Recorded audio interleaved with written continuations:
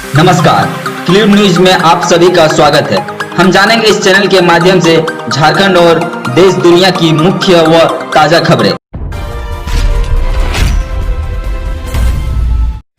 चीन से डील में कांग्रेस ने लुटवा दिया था देश का 60 लाख करोड़ का थोरियम। कांग्रेस पार्टी और चीन की कम्युनिस्ट पार्टी के बीच समझौते की खबर तो सबको पता चल चुकी है, लेकिन क्या आप जानते हैं कि इस समझौते से देश को कितना नुकसान उठाना पड़ा है। सुप्रीम कोर्ट भी इस मामले पर हैरानी जता चुका है और पूछ चुका है कि क्या यह संभव है कि देश की कोई राजनीतिक पार्टी दूसरे देश की सत्ताधारी पार्टी के साथ किसी तरह का MOU करें। वह बड़ा ऐलान, लड़कियों की शादी की उम्र में परिवर्तन, सरकार लेगी फैसला।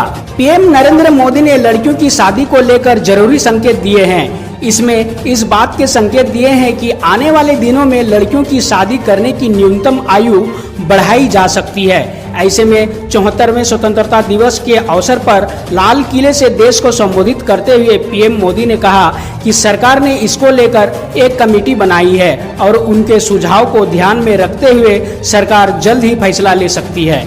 आपको बता दें कि भारत में इस समय लड़कियों के लिए शादी की न्यूनतम उम्र 18 साल है, लेकिन आज के पीएम मोदी के संबोधन से ऐसे संकेत मिल रहे हैं इसे बढ़ाकर 21 साल किया जा सकता है।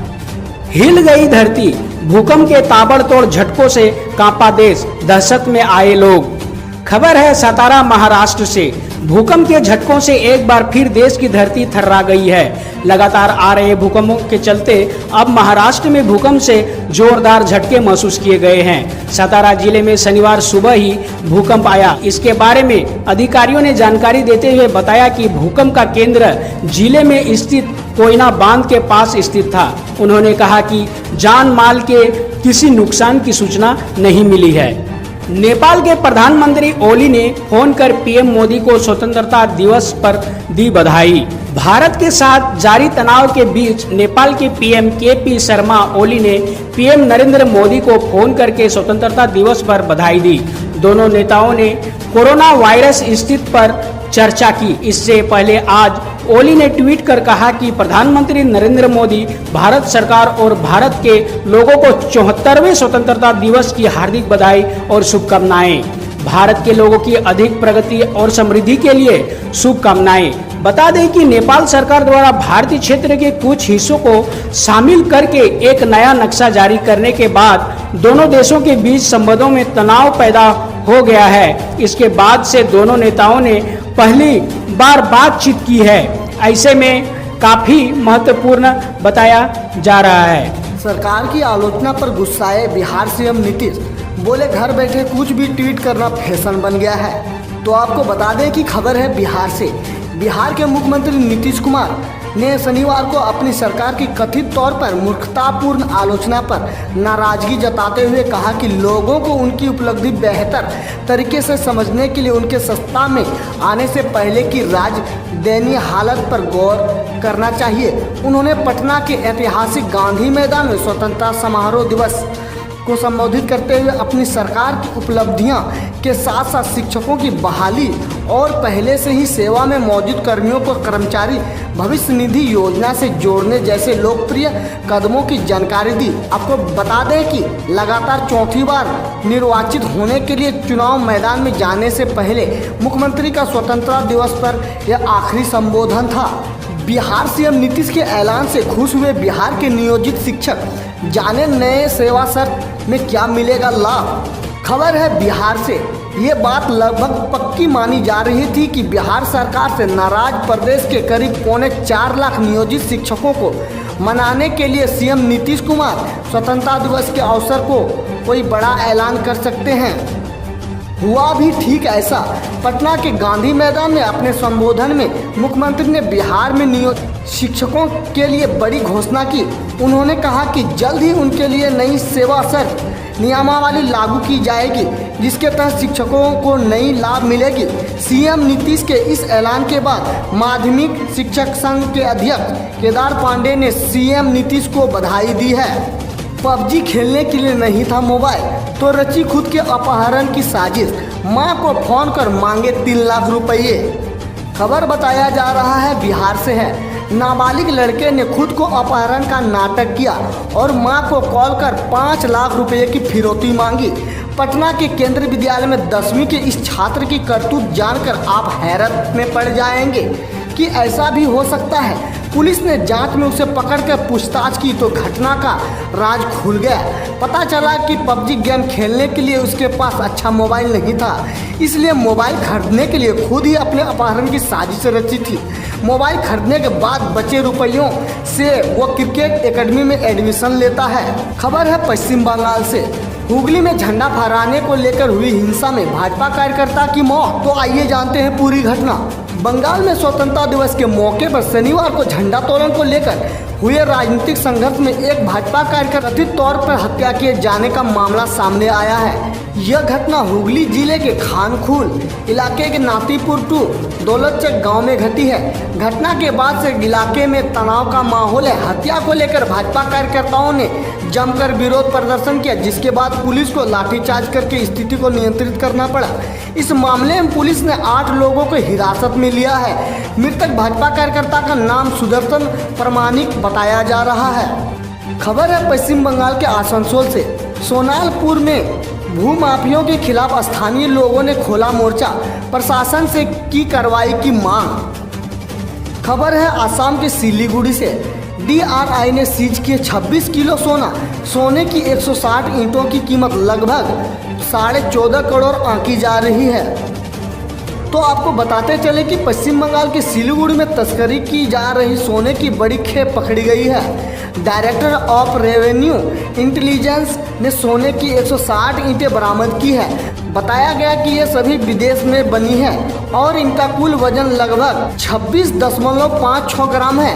मार्केट में इसकी कीमत लगभग 14.5 करोड़ रुपए की आंकी गई है। असम के नए क्षेत्र में बाढ़ का पानी घुसा। 4 जिलों में 29,000 से अधिक लोग प्रभावित। तो आपको बता दें कि खबर है असम के गुवाहाटी से। असम में बाढ़ का पानी शुक्रवार को नए इलाके में प्रवेश कर गया, जिससे 4 जिलों में 29,000 से अधिक लोग प्रभावित हुए हैं। आपदा से जुड़ी घटनाओं में 2 और लोग की जान गई है। एक आधिकारिक बुलेटिन में ये जानकारी दी गई है कि पिछले कुछ दिनों में बाढ़ का पानी कम हो रहा है और बृहस्पतिवार को केवल 2 जिलों धेमाजी और बक्सा में 11,000 से अधिक लोग बाढ़ में प्रभावित हैं। आज़ादी के दिन मऊ के 68 गाँव को मिला तोहफा। SP ने किया रामपुर थाने का उद्घाटन। खबर बताया जा रहा है कि उत्तर प्रदेश से है। उत्तर प्रदेश के अवामी शासन के मंशा के अनुसार स्वतंत्रता दिवस के अवसर पर पुलिस अधीक्षक अनुराग आर्या ने रामपुर पुलिस थाना को उद्घाटन किया। इसके साथ ही 68 गांव की सुरक्षा व्यवस्था की बागडोर अब रामपुर थाने के हवाले सौंप दी है। वहीं थाना को संचालित करने के लिए जरूरी सभी काम पूरे किए जा रहे हैं, जबकि 22 अगस्त से थाना पूरी तरह जनता की सुविधाओं और परेशानियों पर खरा उतरने का काम करेगा। शिवपाल यादव बोले 2022 में एक हो जाएंगे समाजवादी, इसके लिए सब कुछ छोड़ने को तैयार हैं। खबर है मध्य प्रदेश के इटावा से। स्वतंत्रता दिवस की 74वें वर्षगांठ के अवसर पर प्रतिभाशाली समाजवादी पार्टी के राष्ट्रीय अध्यक्ष शिवपाल यादव इटावा पहुंचे थे। उन्होंने यहां आगामी विधानसभा चुनाव में समाजवादी पार्टी के साथ मिलकर चुनाव लड़ने की संकेत दिए। शिवपाल ने कहा कि समाजवादी एक हो जाए, इसके लिए हमने सब कुछ त्याग करने के लिए कह दिया है। फिर भी अगर ऐसा नहीं होता है तो फिर जो जनता कहेगी वही करेंगे। उत्तर प्रदेश का एक बेहद चौंकाने वाली घटना है। देशभक्ति का जज्बा, घुटनों भर पानी के बाद भी थाना प्रांगण में फहराया तिरंगा। उत्तर प्रदेश पुलिस के जवान अपने कर्तव्य की खातिर कुछ भी कर गुजरने को तैयार रहते हैं। शायद इसी कारण बाढ़ का पानी भी इनका हौसला नहीं दिखा सका और घुटने में पानी में खड़े होकर देश की 74वें स्वतंत्रता दिवस के अवसर पर तिरंगे को सलामी दी। आज ये गौरवशाली पल बहराइच जिले के बोंडी थाना में देखने को मिला।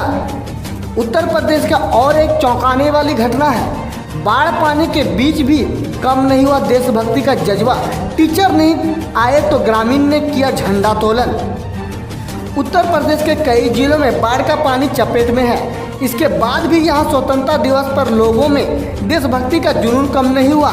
यूपी के बाराबांकी में बाढ़ पानी के कारण एक स्कूल में ध्वजारोहण करने टीचर नहीं पहुंच पाए। इसके बाद ग्रामीणों ने नाव से स्कूल पहुंचकर झंडा तोलन किया। इसके जज्बे को दिल से सलाम है। खबर है छत्तीसगढ़ के रायपुर से। स्वतंत्रता दिवस कार्यक्रम में महिला सब इंजीनियर ने मचाया हंगामा। कांग्रेस नेताओं पर लगा चुकी है प्रताड़ना का आरोप। जिले में हो रहे स्वतंत्रता दिवस कार्यक्रम के दौरान हंगामा हो गया। मिनी स्टेडियम में कलेक्टर, एसपी और इनके जल प्रतिनिधि मौजूद थे। इन वक्त यहां जनपद पंचायत बर्मखेला कि इस इंजीनियर सोनल शर्मा पहुंच गई। मंच की तरफ जाने की जिद करते हुए यह पुलिसकर्मियों से झगड़ने लगी। कलेक्टर भीम सिंह और जिले के एसपी संतोष सिंह समझाइश देने महिला कर्मचारी के पास पहुंचे, मगर गुस्साई सोनल जैन ने किसी की नहीं सुनी। उन्होंने कहा कि मैं इस्तीफा देने आई हूं, किसी से बात मुझे नहीं करनी है। छत्तीसगढ़ के मुख्यमंत्री का कहना है कि छत्तीसगढ़ी भाषा को 8वीं सूची में शामिल किया जाए। 3.25 करोड़ लोग ने राज्य के भाषा के रूप में अपनाया है। मुख्यमंत्री भूपेश बघेल ने छत्तीसगढ़ी भाषा को 8वीं सूची में शामिल करने की मांग की है। इसके लिए उन्होंने प्रधानमंत्री नरेंद्र मोदी को पत्र लिखा है। इस पत्र में कहा गया है कि छत्तीसगढ़ी भाषा प्रदेश के 3.25 करोड़ जनता की भावनाओं से जुड़ी है। उसे ध्यान में रखकर और समृद्ध सांस्कृतिक विरासत के लिए इसे स्थान दिया जाना चाहिए। मुख्यमंत्री श्रमिक योजना शुरू, 5 लाख परिवारों को होगा लाभ। मुख्यमंत्री हेमंत सोरेन ने स्वतंत्रता दिवस की पूर्व संध्या पर राज्य के शहरी क्षेत्र और 51 नगर निकायों के में रहने वाले अशुकल श्रमिकों को बड़ा तोहफा दिया है। उन्होंने मनरेगा के तर्ज पर मुख्यमंत्री श्रमिक योजना की शुरुआत की है और इसके लिए वेब पोर्टल का लोकार्पण किया है। सीएम ने इस मौके पर सांकेतिक तौर पर रांची की सरिता तिर्की, शिवम भेमरा, शांति मुकुल खलगो, रोहित कुमार सिंह और सूरज कुमार वर्मा को जॉब कार्ड सौंपा। खेल जगत से आई बेहद चौंकाने वाली खबर, क्रिकेट प्रेमियों को लगा बड़ा झटका।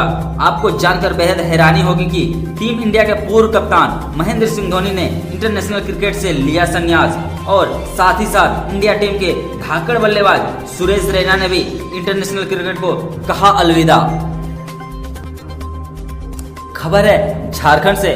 झारखंड को सशक्त और विकसित राज्य बनाने के लिए कोई कसर नहीं छोड़ी जाएगी, मुख्यमंत्री हेमंत सोरेन।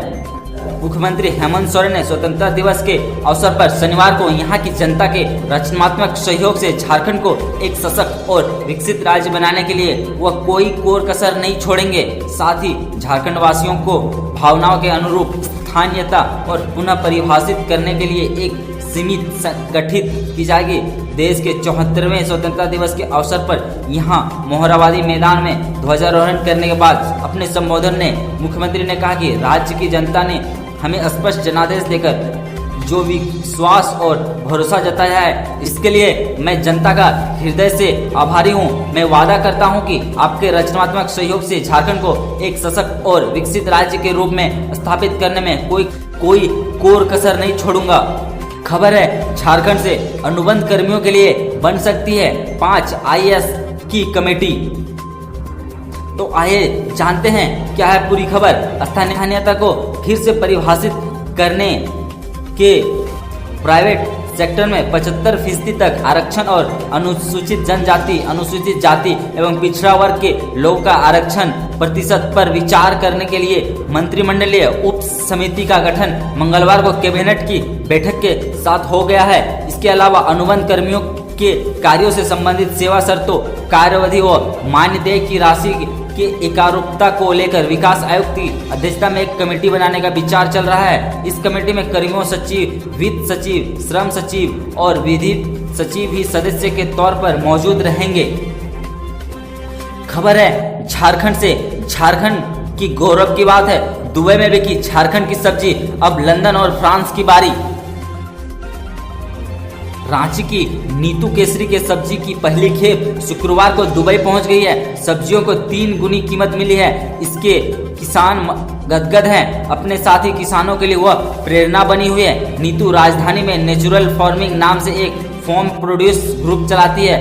इससे 400 किसान जुड़े हैं, हजारों एकड़ में खेती करते हैं।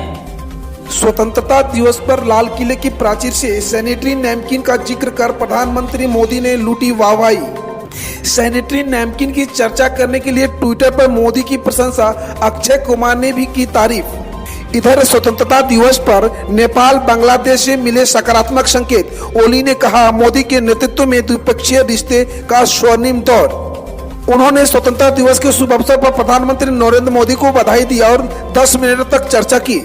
शनिवार को लाल किला में प्राचीर से पीएम नरेंद्र मोदी ने अपने संबोधन में नेबरहुड फर्स्ट नीति को विस्तारित करने के लिए दिए संकेत। उसी दिन दो पड़ोसी मुल्कों ने हाल ही के दिनों में रिश्तों में आई असहजता को दूर करने की कोशिश की।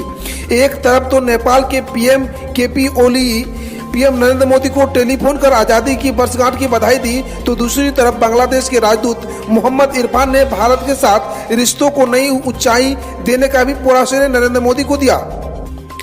पीएम मोदी की सुरक्षा में तैनात था एंटी ड्रोन सिस्टम।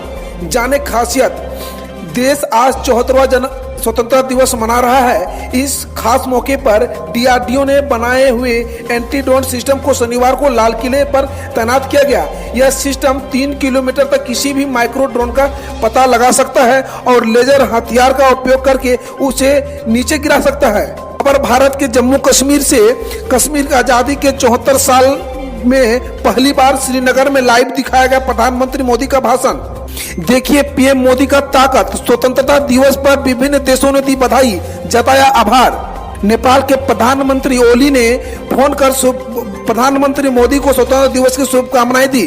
तो वहीं बांग्लादेश ने स्वतंत्रता दिवस के मौके पर भारत में बांग्लादेश के राजदूत ने बांग्लादेश मुक्ति संग्राम में मदद के लिए भारत का आभार व्यक्त किया। इधर चीन ने भी स्वतंत्रता दिवस पर भारत को दी बधाई। प्रधानमंत्री नरेंद्र मोदी ने आज लाल किले से आम लोगों को सस्ता घर मुहैया कराने का ऐलान किया। खर्च होंगे 10 लाख करोड़ रुपए। दुनिया के सबसे खतरनाक कार से लाल किला पहुंचे प्रधानमंत्री। खूबियां ऐसी कि टैंक भी फेल। चीन के इशारे पर नाच रहे नेपाल को आई भारत की याद। केपी ओली ने की प्रधानमंत्री नरेंद्र मोदी से बात। राष्ट्र के नाम संबोधन में पीएम नरेंद्र मोदी बोले, 5 करोड़ महिलाओं को मिले 1 रुपये में सैनिटरी पैड। लोगों ने बांधे तारीफ के पुल। देश की संप्रभुता पर आंख उठाने वालों को सेना ने उनकी भाषा में जवाब दिया। लाल किले से की प्रचारी से प्रधानमंत्री मोदी। हम रोज ऐसे ही न्यूज लाते रहेंगे, तो यदि आपने अभी तक क्लीन न्यूज को सब्सक्राइब नहीं किया है तो पहले फटाफट सब्सक्राइब कर लें, साथ ही बेल आइकन को दबा दें ताकि कोई अपडेट मिस ना हो।